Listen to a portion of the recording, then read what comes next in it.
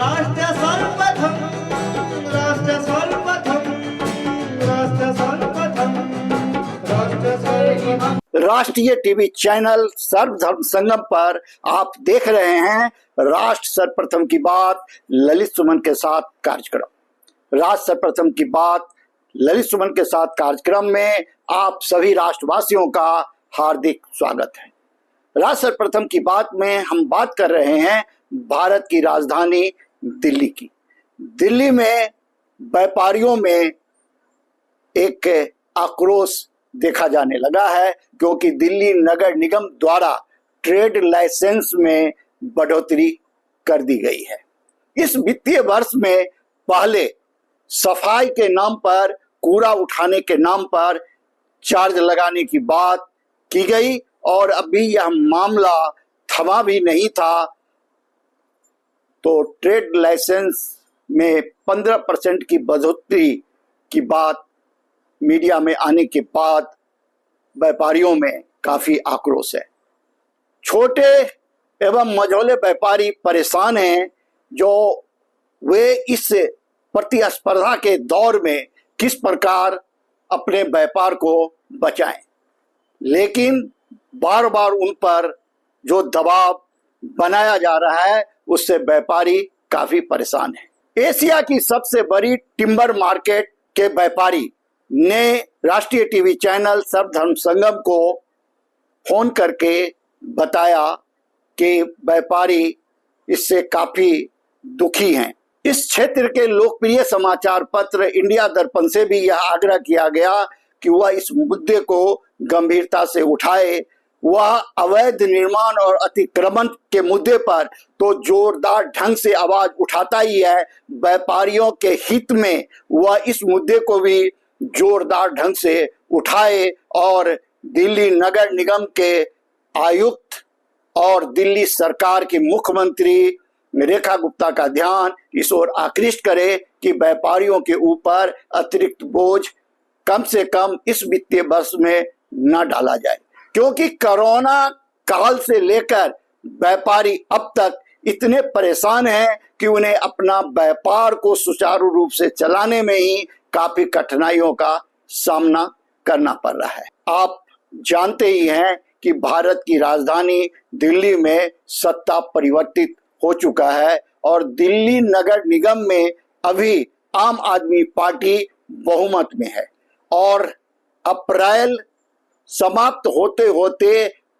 आम आदमी पार्टी का बहुमत दिल्ली नगर निगम से समाप्त हो जाएगा और भारतीय जनता पार्टी का शासन केंद्र के बाद दिल्ली प्रदेश में हो ही चुका है और अब अप्रैल के अंत में दिल्ली नगर निगम पर भी हो जाएगा। तो 2 इंजन की सरकार की जगह दिल्ली में 3 इंजन की सरकार आने वाली है। इसीलिए व्यापारियों का आग्रह है कि वह इस मुद्दे पर, सरचार्ज के मुद्दे पर और इस अतिरिक्त बोझ के मुद्दे पर दिल्ली की सरकार गंभीरता से विचार करे और इसे वापस ले ले। मैं आपको बताऊं कि एशिया की सबसे बड़ी टिम्बर मार्केट कीर्तिनगर और फर्नीचर मार्केट कई समस्याओं से जूझ रहा है। कीर्तिनगर टिम्बर मार्केट में समस्या ही समस्याएं चारों ओर फैली हुई है और अतिक्रमण की मार टिम्बर मार्केट पर पड़ रही है। व्यापारी परेशान है क्योंकि ग्राहक मुख्य सड़क से अंदर जाने के लिए तैयार नहीं है, क्योंकि वहां भारी संख्या में अतिक्रमण सड़कों पर है। जो काम एसोसिएशन को करना चाहिए था, एसोसिएशन वह काम नहीं कर पा रही है, जिसके कारण मार्केट की स्थिति दिन प्रतिदिन बिगड़ती चली जा रही है। जबकि इस एसोसिएशन को लगातार 3 चुनावों में यहाँ के व्यापारियों ने वोट देकर विजयी बनाया और उम्मीद कर रहा था कि वह इस मार्केट में सुधार की दिशा में काम करेंगे, लेकिन व्यापारियों ने कई बातें इंडिया दर्पण को बताई है और इंडिया दर्पण जल्द ही नेशनल टीवी चैनल सर्वधर्म संगम के साथ और अपने न्यूज पोर्टल DID न्यूज के साथ इन सभी मुद्दों पर सर्वेक्षण करने के लिए मार्केट में जाने वाली है। और इसी माह अप्रैल माह में उन सभी मुद्दे को उठाने का काम कर दिल्ली की सरकार नगर निगम का ध्यान आकृष्ट करने का काम करेगा। जो बातें केंद्र सरकार के अधीन है उसे भी केंद्र सरकार के पास पहुंचाने का काम यह समाचार पत्र या मीडिया समूह करेगा।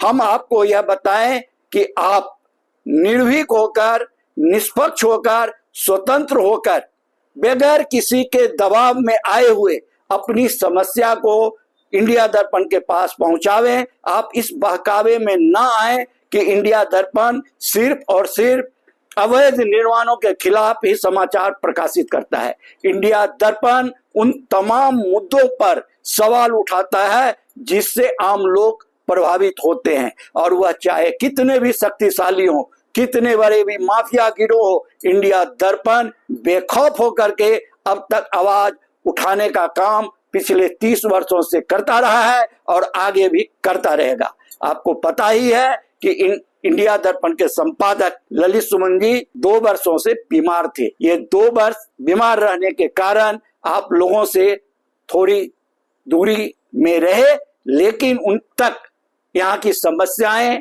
जब पहुंची है, अब वह इस लायक हो गए हैं कि वह फिर से फील्ड में जा सकते हैं, समस्याओं पर ध्यान दे सकते हैं। तो वह फिर निकल चुके हैं फील्ड में और वो आपके पास भी पहुंचेंगे और आपसे आपकी बात जानेंगे और उसे सरकार तक पहुंचाने का काम अवश्य करेंगे।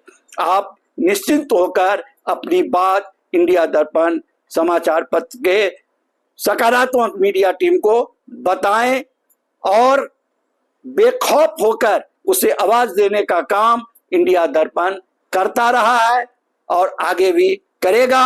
किसी के दबाव में न पहले आया, न कभी उसके ऊपर कोई दबाव बना सकता है। राष्ट्र प्रथम की बात में हम बात कर रहे हैं मीडिया की भी। मीडिया का काम बहुत कठिन है।